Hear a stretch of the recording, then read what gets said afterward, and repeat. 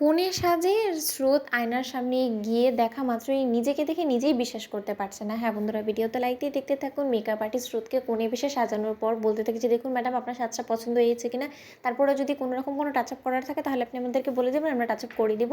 আর যদি আপনার পছন্দ হয়ে থাকে তাহলে আমরা আপনাকে ঘোমটাটা দিয়ে দিব। ওদিকে এই কথা বলা মাত্র স্রোত যখন আয়নায় গিয়ে নিজেকে দেখতে পায়, ঠিক সেই সময় স্রোত বলতে থাকে যে, সত্যকার অর্থে আমার বিশ্বাস হচ্ছে না, আমি সেই মেয়ে যে কিনা সবসময় একটা টপস পরেই আমি কলেজে চলে যেতাম, আজকে সেই মেয়ে কিনে এরকম করে একেবারে নববধূরূপে সেজে উঠেছি। সত্যকার অর্থেই সার্থক স্যার, আপনি আমাকে পুরোপুরি বদলে দিয়েছেন। জানি না আগামী 1 বছরের মধ্যে আমি আপনাকে কতটা বদলাতে পারবো, কিন্তু তা সত্ত্বেও আমার চেষ্টা জারি থাকবে।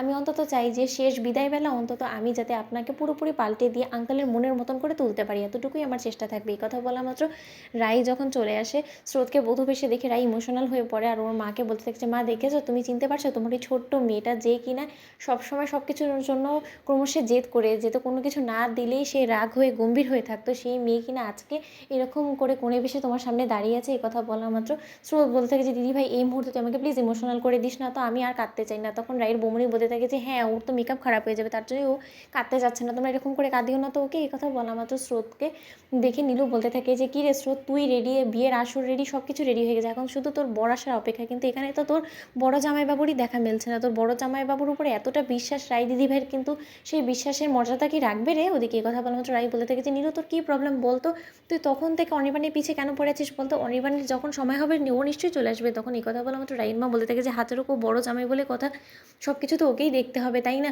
কারণ ওর উপরে কত দায়িত্ব, তুই একবারে ভেবে দেখেছিস? তুই একবার বরঞ্চ অনির্বাণকে ফোন করে দেখ না। ওদিকে রাই বলতে থাকে যে, মা আমি বারবার করে অনির্বাণকে ফোন করছি, কেন কেন জানি না ও ফোন রিসিভ করছে না। তখন অনির্বাণের এই কথা শোনা মাত্র নীলু বলতে থাকে যে, দেখ গিয়ে হয়তো বা কোয়েলের সাথে ব্যস্ত হয়ে পড়েছে, তার জন্যই হয়তো বা ফোন রিসিভ করছে না। তখন রাইকে বলতে থাকে রাইয়ের বৌমনি যে, তুমি বরঞ্চ একটা কাজ করো, তুমি বাড়ির ল্যান্ডলাইনে একটা ফোন করে দেখো। তখন রাই বলতে থাকে যে, সেটাও করেছি, কিন্তু সেখানেও কেউ ফোন ধরছে না। তখন নীলু বলতে থাকে যে, দিদিভাই একবার ভালোভাবে ভেবে দেখতো যে দুজনই ফোন ধরছে না, ওদিকে দুজনে মিলে আবার কোনো কাণ্ড না ঘটিয়ে বসে। এই কথা বলা মাত্র স্রোত বলতে থাকে যে, নীলু দিদিভাই তোর মুখে কোনো কিছু আটকায় না তাই না।